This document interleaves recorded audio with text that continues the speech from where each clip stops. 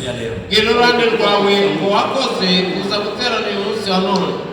Biblia inasema ya kwamba tusikose kukusanyika pamoja. Biblia ngo nitubure guteranira hamwe. Kwa sababu nasema asante kwa kuweza kuja kusanyika kwenye ibada leo. Ngo wakoze kuba waje guterana mwiteraniro. Tunaenda basi kwenye kusikia maneno ya Mungu. Tugiye kumva ijambo ry'Imana, maneno matakatifu. Ariyo jambo ryera. Mtu mwenye hana neno ndani yake ule udafite ijambo muri we kabisa unakuwa na hatari katika Ukristo wako. Uba ufite ibyago mu Ukristo bwawe. Ndio sababu tunaposoma neno la Mungu lishikilie vizuri. Niyo mpamvu turi gusoma ijambo ry'Imana yumve ulikomeze. Usingatie ndani ya moyo wako. Ulikomeze mu mutima wawe. Na likusaidie usiku ambao tutakuwa pamoja. Kandi rizakufashe mu gihe tutazaba turi kumwe. Kama unaweza kuingia nyuma, kwa majina naitwa Omba Mungu Raza. Niba winjiye nyuma, amasina yange ni Machari Daniel. Nina mke na watoto. Nange mfite umugore n'abana. Ni kwa neema ya Mungu. N'ubuntu buturuka ku Mana. Na ningali pia ninashukuru Mungu sawa ngana niwezesha kuweza kuongoza kanisa hili. Mshumba cyashima Imana ikimushoboje kuba yoboye runo rusengero. Ni neema kutoka kwa Mungu, sio uwezo ama nguvu. N'ubuntu buva ku Mana, ntabwo ari ubushobozi cyangwa se ubwenge. Sifa zimurudie Mungu. Reka icyubahiro kigarukira Imana yacu. Bwana Yesu asifiwe sana. Somo yetu nasema hivi. Somo ryacu riravuga ngo mbegu na magugu. Imbuto n'urukungu. Msema Biblia yako umesikia nini? Umesikia mjengo wa Mungu bishi. Amekushibia Huyo bishiki.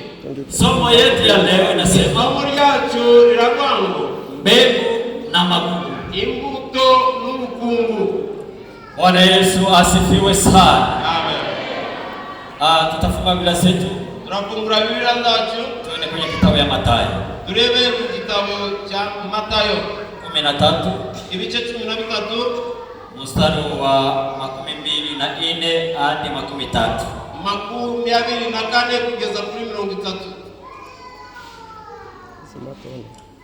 Mathayo ubutumwa bwiza uko bwanditswe na Mathayo sura ya 13 ibice 13 mstari wa 24 hadi 30 kugeza kuri 30. Karibu msomaji. Karibu kubasomyi bacu mudusomere. 13 24 hadi 30.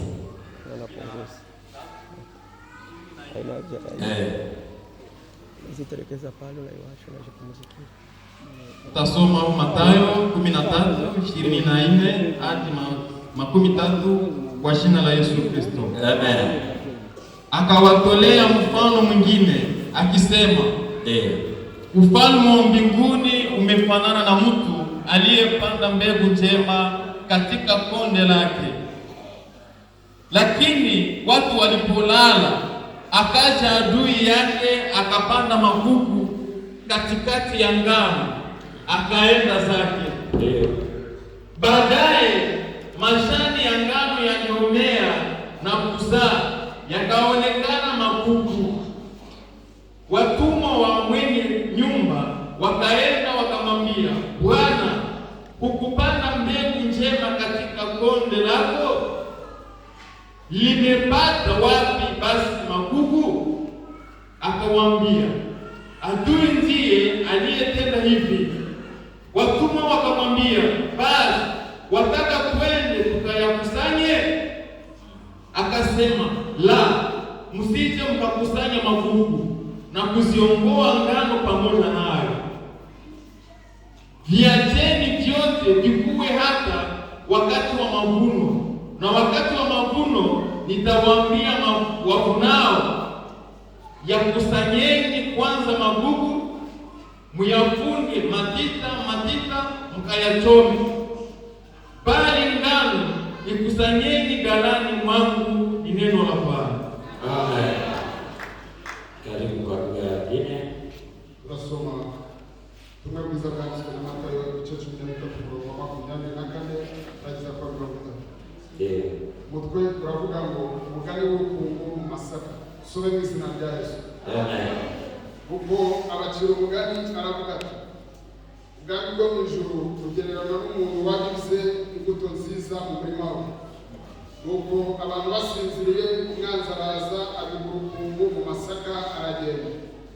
Nuko amaze kumera no kwera, urukungu narwo ruraboneka. Abagaragu be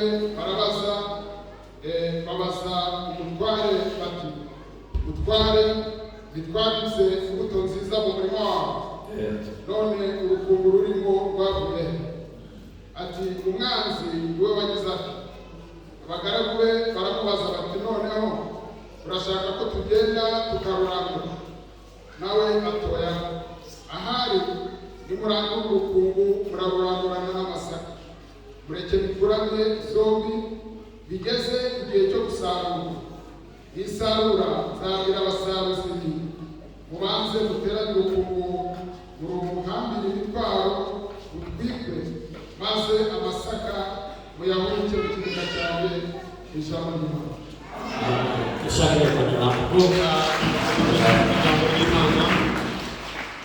Bwana Yesu asifiwe sana. Hii ni mfano ambao Yesu Kristo aliweza kuyaeleza. Huyu ni mugani Yesu Kristo yaciye wakati alikuwa ameshatafsiri ngambo ya mupanzi aliyepanda mbegu. Igihe yaramaze gusobanura uko umubibyi yabibye imbuto, akawaambia kwamba na mbegu hiyo ni neno la Mungu. Aravuga ngo niyo mbuto ni ijambo ry'Imana. Sasa ndipo anafika kwa mstari wa 24. Iyo ugeze kuri 24 analeta tena mfano wengine wa magugu. Azana undi mugani urukungu. Bwana Yesu asifiwe sana. Hiyo mfano alitumikisha kwa kuweza kufundisha watu. Ibyo byose cyangwa siyo migani yose ikoreshaga ari kwigisha abantu. Hapa nawaambia wakati aravuga ngo igihe mupanzi alianza kupanda mbegu, umubibyi yafashe imbuto yajya kubiba, wakati wa usiku watu wamelala, igihe nijoro abantu baryamye. Bwana Yesu asifiwe sana. Adui akakuja na akapanda mbegu yake ya magugu. Umwanzi nawaza abirukungu mu masaka. Ambia moyo karibu yako, sema sisi ndio shamba la Mungu. Bwira abana bawe ni twe. Sisi ndio shamba la Mungu. Ni twe murima w'Imana. Na ongeze mwambie usilale adui asipande mbegu mbaya. Umwanzi ataza kubibamo imbuto mbi muri wowe. Usilale katika wokovu, katika imani. Usinzire mu gakiza. Wakati mtu ameshasitia, ukishasitia, ndio umaze kusinzira, hauju wake mbegu itapita tena. Na kumenya ibiri kunyurao. Amen. Amen. Na wakati mtu pia amesinzia katika hali ya kiroho, ninyi mnasinziriye mu buryo bw'umwuka, hajali tena na mambo ya wokovu, nago abayitaye ku bintu by'agakiza, anakuwa ule tu basi, yeye anaenda nani vile ariyo akora ibyo ashaka. Ndipo adui sasa anapata nafasi niko umwanzi abona umwanzi ya kupanda magugu ndani mwako, kubiba urukungu muri wowe. Haleluya. Amen. Mtoto mwana anazaliwaka kichwa hamna kitu chochote, avuka mu mutwe cyangwa se na kintu na kimwe, hajue kitu chochote tuseme, na kintu na kimwe abasi. Tuseme akili yenyewe anakuweka nayo tu na kutafuta riziki na kunyonya tu, aba azi kushakisha ibere kujya yonge. Lakini wakati iko naenda kwa komara, yari kuje agenda kura, kuna mambo mawili. ari bintu bibiri.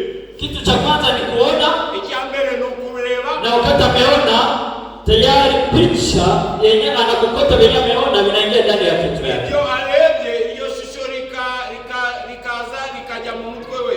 Ya pili, icya kabiri ni kufundishwa sasa mama. Kwigishwa. Yenye alikuwa ibyo binaenda ndani yake sasa na atazi kugira ngo bijye muri we.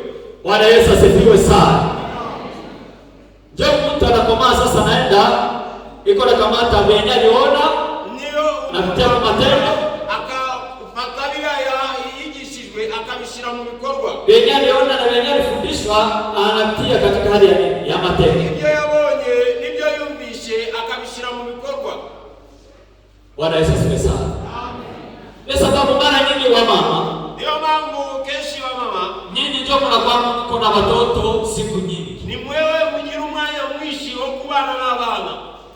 Wababa na wao wanaenda shughulika. Abagabo babaje gushakisha. Tafutie familia zao. Gushakishiriza urugo rwabo. Yale ambayo atakufundisha. Iya uzamwigisha. Wewe ndio utakula matunda yake kesho yake. Wewe uzajya imbuto z'ibyo yakoze ejo yazakoresho. Sababu ni mbegu ambayo atakuwa anapanda ndani mwake. Uko ni imbuto uzaburi kubiba muri we. Yeye ataona, we azareba. Ndivyo yeye atatia kwa kichwa na ndio yeye atatia kwa matendo. Nibyo azashira mu bwenge bwe, nibyo ejo azashira no mu bikorwa. Yeye ulimfundisha, nibyo mwigishije. Ndio vile na atatia kwa matendo. Nibyo ibyo azashira mu bikorwa. Bwana Yesu asifiwe sana. Sipokuwa mtu akishakuwa mkubwa kujua kizuri na kibaya, lete ko iyo umuntu abaye mkuru amenya ikibi ni kiza. Bwana naye anazifanya vyake, yeye anaweza fundisha na watu wengine pia wa nchi. Ibyo ashobora gukora nibyo akigisha n'abantu. Tabia nzuri au tabia mbaya. Imico mibi cyangwa imico myiza. Haleluya. Ukifundisha watoto, iyo wigisha abana, naanza kwa nawaambia ni watoto mnachuma. Wewe ukibwira abana tunaona cha baba yako. Mnaona cha sasa. Ona hivi na hivi. Ona hivi na hivi. Unaingiza chuki ndani mwake. Usiwaze ile chuki itakuwa kwa baba yake tu na wewe kesho yake atakuchukia.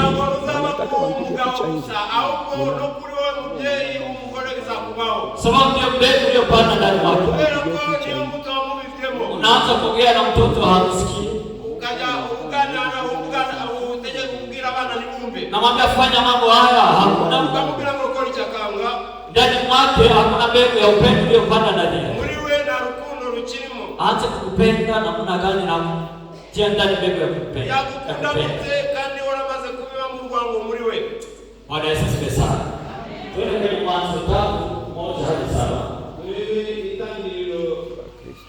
Sura 3 mstari wa 1 hadi wa 7. Yesu asifiwe maneno pale na Mwanzo 3 mstari wa 1 hadi 7 tutasoma kwa jina la Yesu. Basi nyoka alikuwa mwerevu kuliko wanyama wote wa mwitu aliwafanya Bwana Mungu. Akamwambia mwanamke, ati hivi ndivyo alivyosema Mungu, msile matunda ya miti yote ya bustani? Mwanamke akamwambia nyoka, matunda ya miti ya bustani twaweza kula, lakini matunda ya mti ulio katikati ya bustani Mungu amesema, msiyale wala msiyaguse, msije mkafa. Nyoka akamwambia mwanamke, hakika hamtakufa, kwa maana Mungu anajua ya kwamba siku mtakayokula matunda ya mti huo mtafumbuliwa macho, nani mtakuwa kama Mungu, mkijua mema na mabaya. Mwanamke alipoona ya kuwa ule mti wafaa kwa chakula, wapendeza macho, nao mti wa kutamanika kwa maarifa, basi aliutwaa katika matunda yake akala, akampa na mumewe, naye akala. Wakafumbuliwa macho wote wawili, wakajijua kuwa wa uchi, wakashona majani ya mtini, wakajifanyia nguo. Ni neno la Bwana. Amen.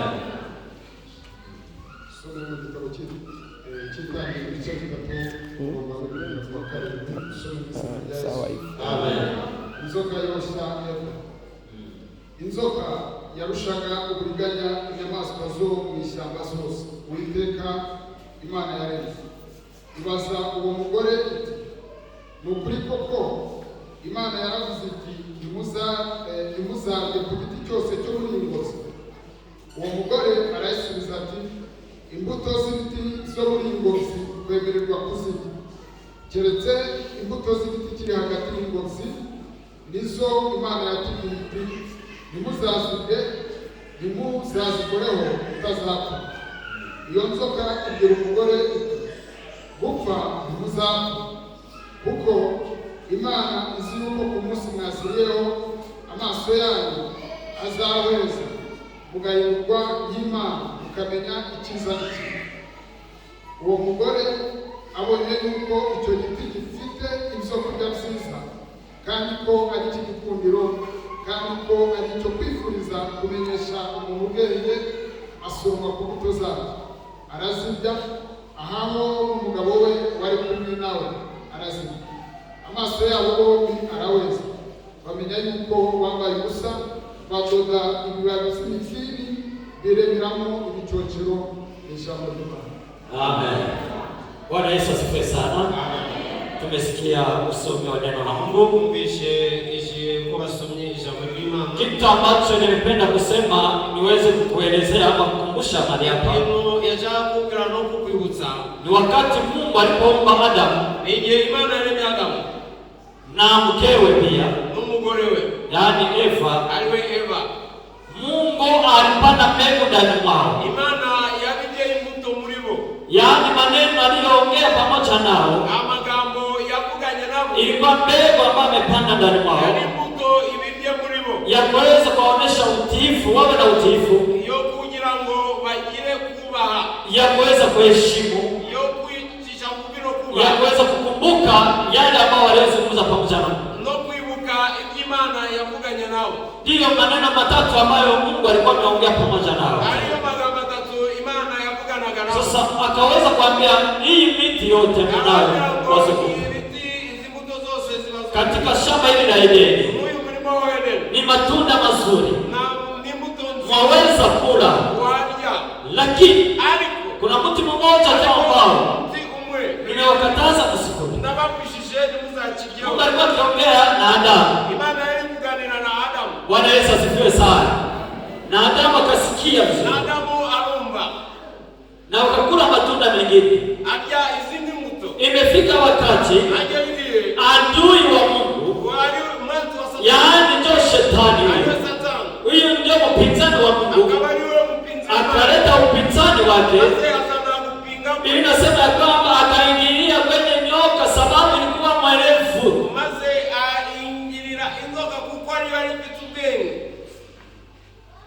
Bwana Yesu asifiwe sana.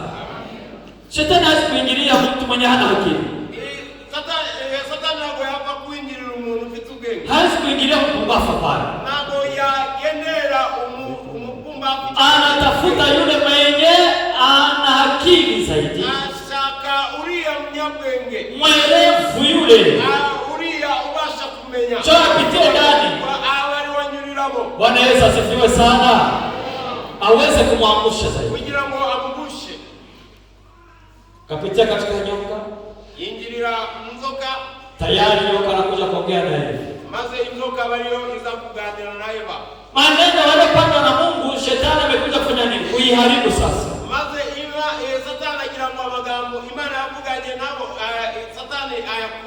Yaani amekuja kupanda magugu katika moyo hao watu. Shetani anafanya kitu chenye kinataka kuwa sawa, kifanane na kitu kizuri.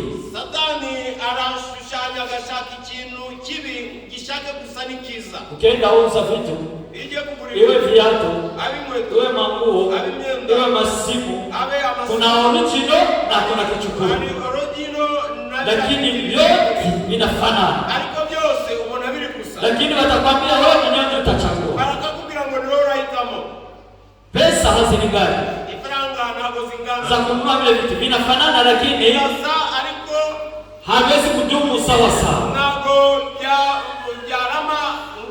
Shetani naye alipita maneno yenyewe nataka sawa ukweli, lakini sio ukweli.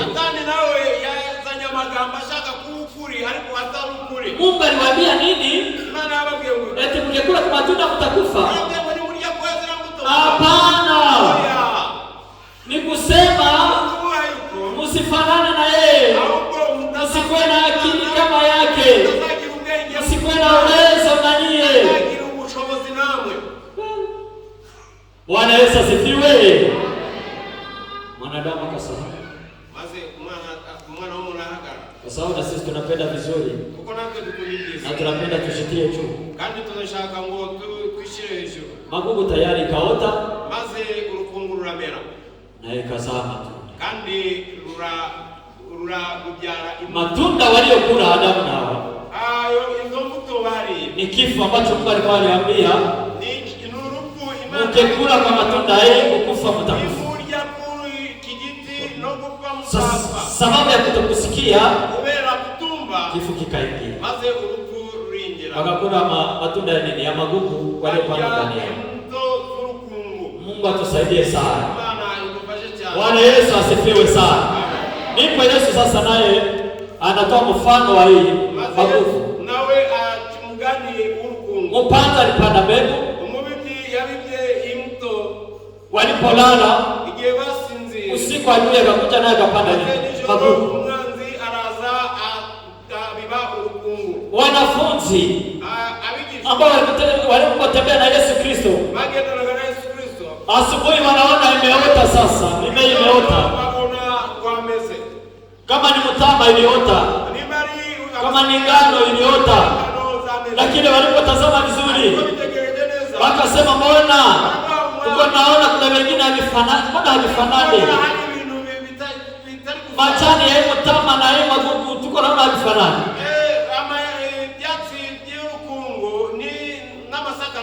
Wanamwambia Yesu sasa, si tulipanda tu mtama peke yake, kwa nini kumeota hivi? Nani aliyepanda? Yesu anawaambia sebe, wakati mlilala adui ndiye alipanda hivi. Haleluya, Bwana Yesu asifiwe sana. Ambia mkaribu yako usilale katika kiroho, usisinzie, amka ili adui shetani asipande maneno mabaya ndani mwako. Amka katika hali ya maombi, amka tena kutafuta wokovu ya kweli, bidii uliyokuwa nayo zamani. Amusha tena ile bidii. Bwana Yesu asifiwe sana. Ili adui shetani asifanye nini? Asipande mbegu mbaya katika atabiba imbuto mtima wao. Zamani ulikuwa naombaka unaingia mkiroho. Kera wanasengaga ukuzuzumuka. Lakini leo nakuomba vinaanza kushinda. Ariko n'uyu munsi no gusenga byarakunaniye. Ilikuwa chini. Yagenze bite? Jiulize wewe mwenyewe. Ibaze ngao. Zamani ulikuwa huwezi maliza mwezi na ukamata hata kifungo cha siku mbili. Kera ni wale kumara kwezi utarapata ibifungo by'iminsi ibiri. Leo na mwaka inaanza isha na ukamata hata kifungo cha siku mbili. Umwaka urashira utarapata n'igifungo. Ilikuwa namna gani? Yagenze bite? Ile bidii ilishaenda wapi? Uriya ushake bwagiye. Zamani ulikuwa na upendo. Kera wagira urukundo. Wakati ulikuwa unakusaka wenda mwenzako au shirani yako, igihe waonaga na maliza siku mbili siku tatu amuone, ulikuwa naenda kwake kutembea, kutembelea. Kwa nini leo havifanyike tena? Zamani ulikuwa nasikiaka kuna ndugu yako mwenye amegonjesha mtu kwa hospitali. Unasikia kukosa amani, na wewe unakimbilia kule uende umuone umtazame. Leo habiko. Kwa nini? Upendo nimeenda wapi? Yawezekana shetani aisha kupanda sasa chuki ndani. Amka usilale. Kazi ya shetani ni kusema tuende tukosane pamoja na Mungu wetu, Mungu wetu. Kazi ya shetani ni kusema tusiingie mfalme wa Mungu, kwa maana tumeandaliwa ufalme wa mbingu. Yeye anapajua, aliishi kule vizuri, yeye kula na vichuu.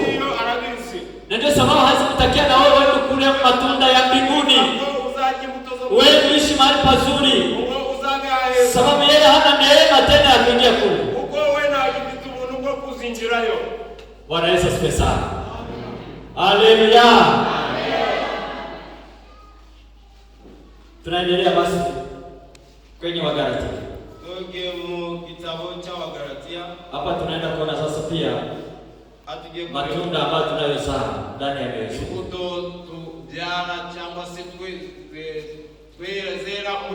Kama mbegu imepandwa lazima ifanye nini? Izae matunda. Nimba haricyo wakiriye kigomba kubyara imbuto. Wagalatia 5:16 hadi 21. Abagalatia 5:16-21. Wagalatia sura ya 5 mstari wa 16 hadi 21. Abagalatia 5:16-21. Karibu wasomaji. Galatia 5:16 hadi 21 tutasoma kwa jina la Yesu. Amen. Basi nasema, enendeni kwa Roho, wala hamtatimiza kamwe tamaa za mwili. Ndio. Kwa sababu mwili utamani kushindana na Roho, na Roho hushindana na mwili. Kwa maana hizi zimepingana, hata hamwezi kufanya mnayotaka. Lakini mkiongozwa na Roho, hamupo chini ya sheria. Basi matendo ya mwili ni dhahiri, ndiyo haya: uasherati, uchafu, ufisadi, ibada ya sanamu, uchawi, uadui, ugomvi, wivu, hasira, fitina, faraka, uzushi, husuda, ulevi, ulafi na mambo yanayofanana na hayo.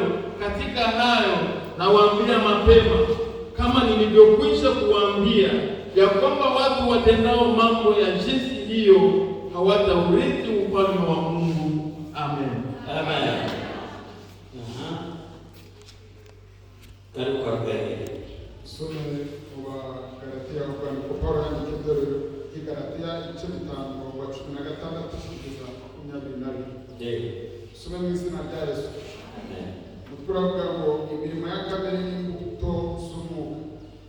Ndavuga nti muyoborwe n'umwuka, kuko ariko mutazakora ibyo kamere irarikira.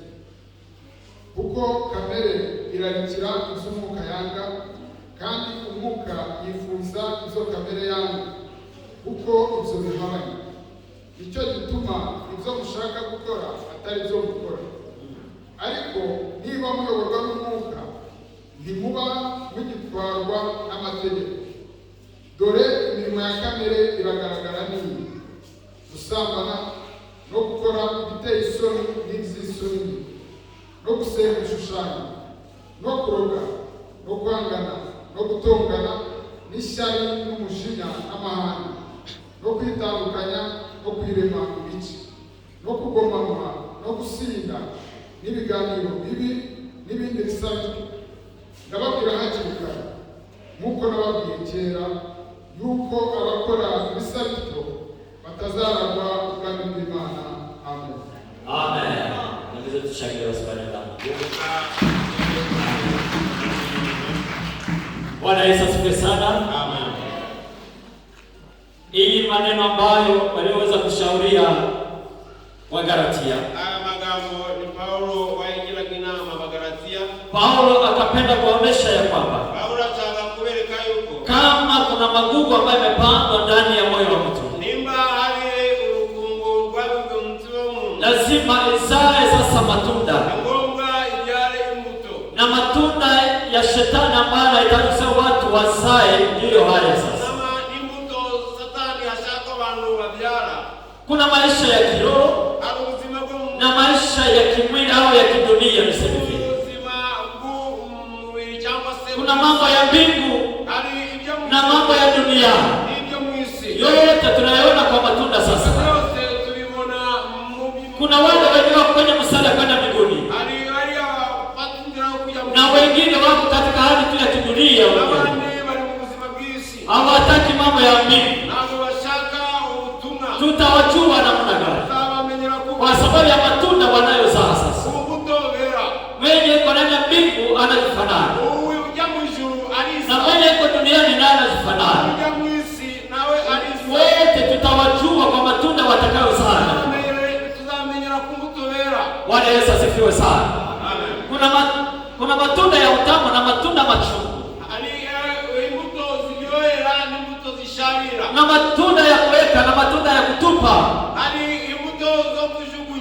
Bwana Yesu asifiwe. Ndiyo sasa beba kwa shetani anahitaji kusema watu wazazi yenyewe anapanda ndani ya watu. Wamezitaja mali hapa. Sio hizi tu. Ni za mingi zaidi. Katika matunda ya shetani anahitaji watu wazazi. Ya kwanza wanasema uzinzi, uasherati, ufisadi, kuabudu sanamu, uchawi. Hii ndio shetani anataka watu wazae uchawi.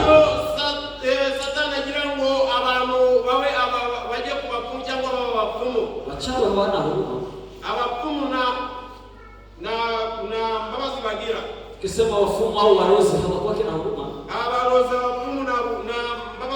Sababu ndani yao na kitu cha hiki kinawaikalia.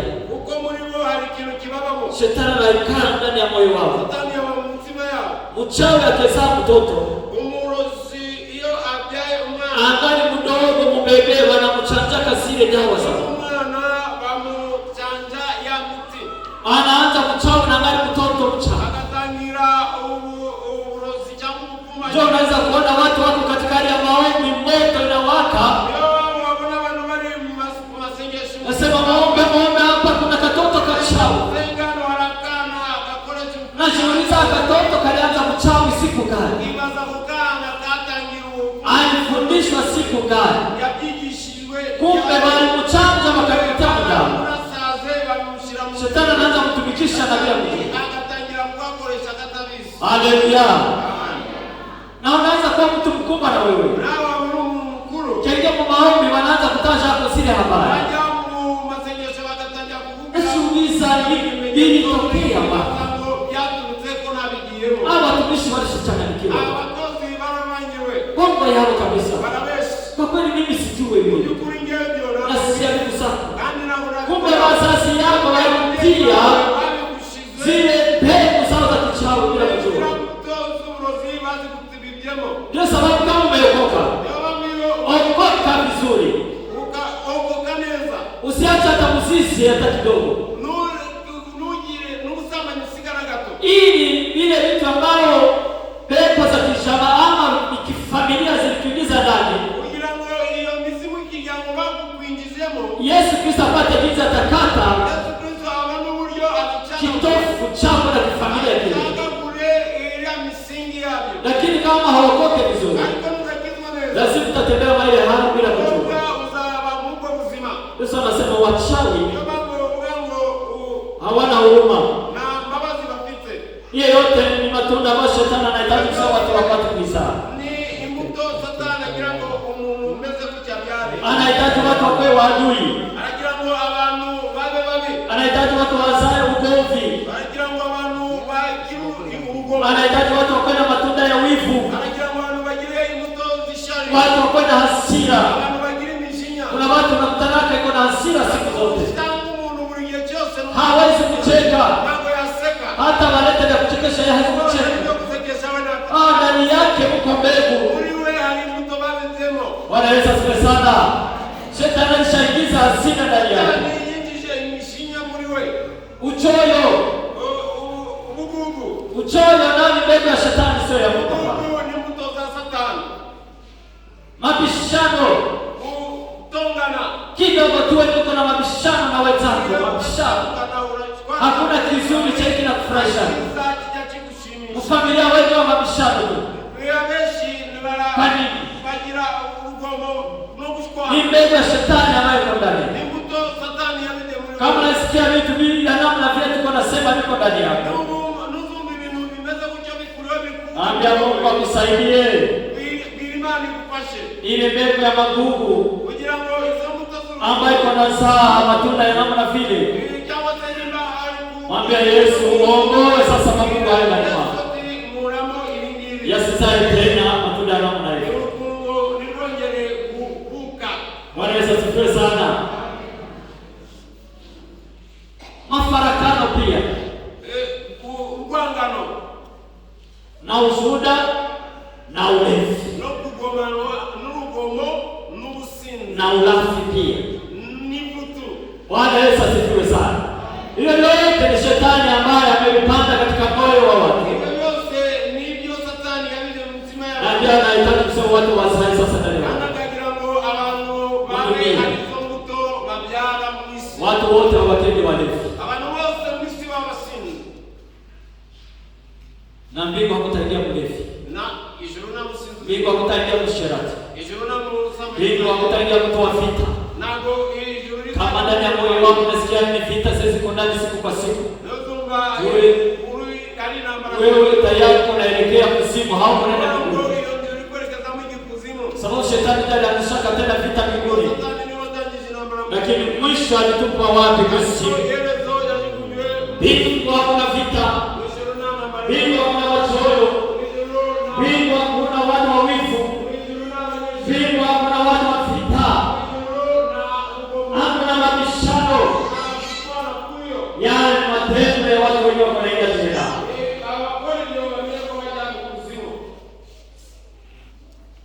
Bwana Yesu asifiwe sana.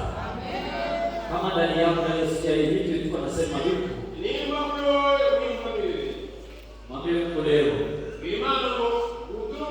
Nahitaji kumhurumie na uniondolee mambo ambayo unasema matendo. Naenda tuko na kukusa. Acha tusome sasa matunda ya Mungu ambayo alipanda ndani ya watu. Matunda ambayo Yesu Kristo anahitaji kwetu. Bali kwa mstari wa 12 mpaka 16. Wagalatia sura ya 5 mstari wa 22 hadi 26. Tasoma kwa jina la Yesu. Amen. Lakini tunda la Roho ni upendo. Tunda la Roho ni upendo, furaha, amani, uvumilivu, utu wema, fadhili, uaminifu, upole, kiasi. Juu ya mambo kama haya hakuna sheria. Juu ya maneno haya hakuna sheria, hakuna hukumu. Na hao walio wa Kristo Yesu wamesulubisha mwili pamoja na mawazo yake mabaya na wamesulubisha mawazo yao mabaya. Mawazo yake mabaya na tamaa zake. Ndio. Tukiishi kwa Roho na tuenende kwa Roho. Tusijisifu bure tukichobozana na kusudiana au kuchokozana. Amen. Bwana Yesu asifiwe sana. Na waza wewe mwenyewe unasikia matunda ya Roho. Barua ya geni tusikie. Some kwa tuli Wagalatia 5:22-25. Ndio. Some n'izina rya Yesu. Amen. Ariko rero imbuto z'umwuka urukundo n'ibyishimo. Imbuto z'umwuka n'urukundo n'ibyishimo n'amahoro no kwihangana no kugira neza n'ingeso nziza no gukiranuka no kugwa neza no kwirinda. Ibimeze bityo nta mategeko abihana. Abakristo Yesu babambanye kamere n'irubanira ry'ibyaha.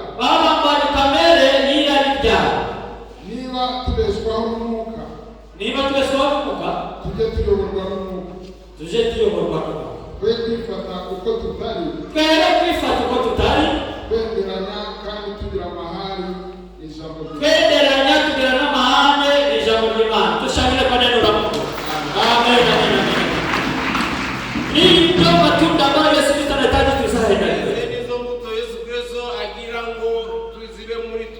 Ndio matunda ya neno la Mungu ambayo yanapaswa kuwa ndani yetu. Lazima kama tukiongozwa na Roho Mtakatifu, ndani mwako muonekane upendo, ndani mwako muonekane furaha, ndani mwako mkue amani, ndani mwako mkue uvumilivu. Kama hauna uvumilivu,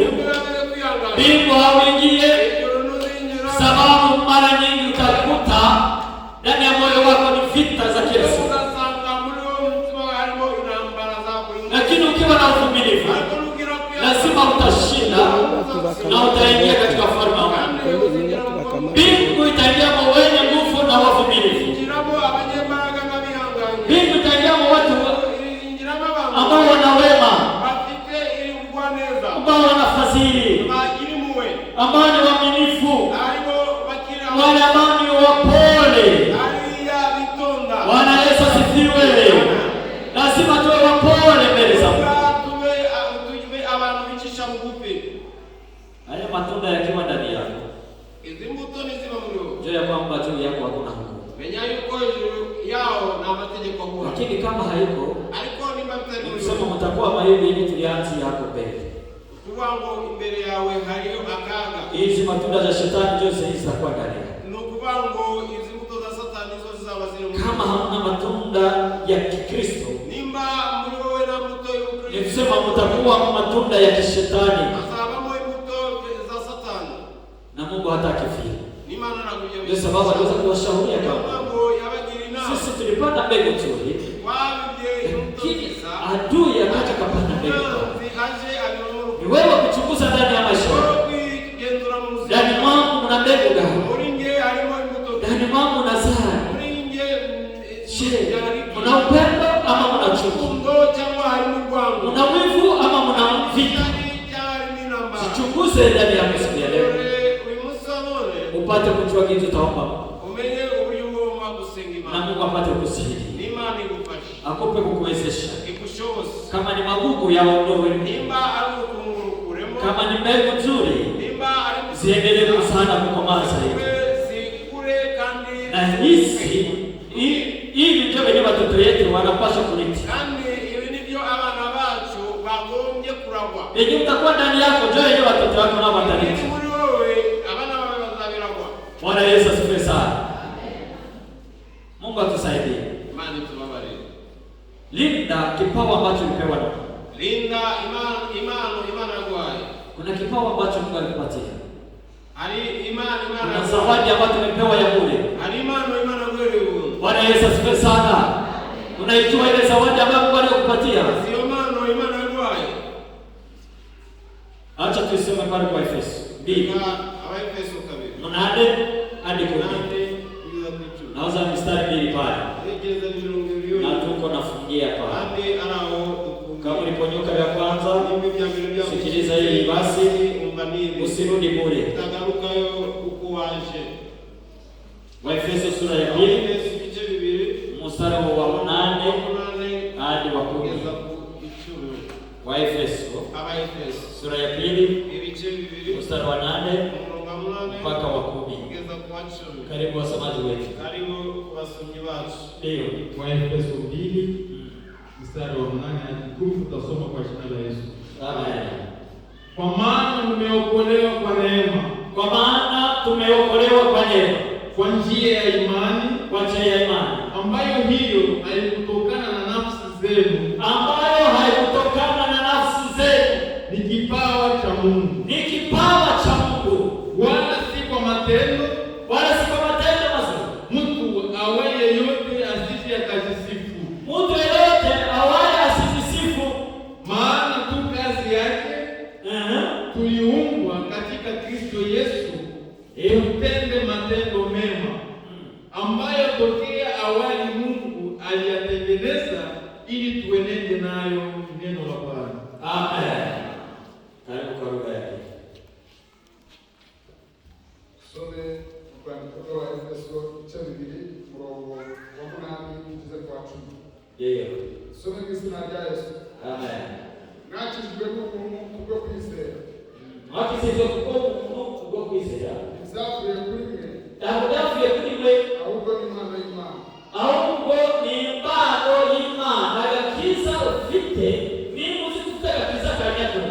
Menya sikuguma imbaraga zawe, sikuguma ubushobozi bwawe, ahubwo ni impano y'Imana yaguhaye. Ibyavuye no ku mirimo. Byavuye ku mirimo myiza. Kugira ngo hatagira umuntu wirara. Kugira ngo hatagira umuntu wirara mu mirimo yanjye yaratujemo n'agakiza. Oya. Kuko turaba yaremye. Ituremeye imirimo myiza muri Kristo Yesu. Iyo Imana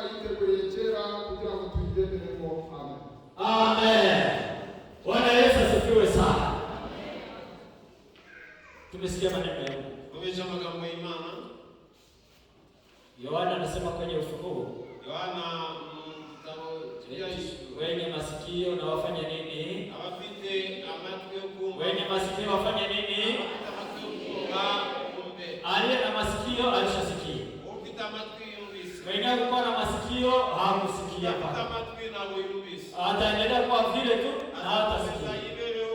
Lakini kama uko na masikio, lazima una mpango sasa hivi shakamata uamuzi. Ni ngombwa aligaunda kandi wafashe. Waweza kusema ya kwamba lazima nijichunguze vizuri. Niangalie ndani yangu kuna nini? Matunda gani ambayo ninayozaa? Matunda gani ambayo Yesu Kristo yuko naona kwa? Watu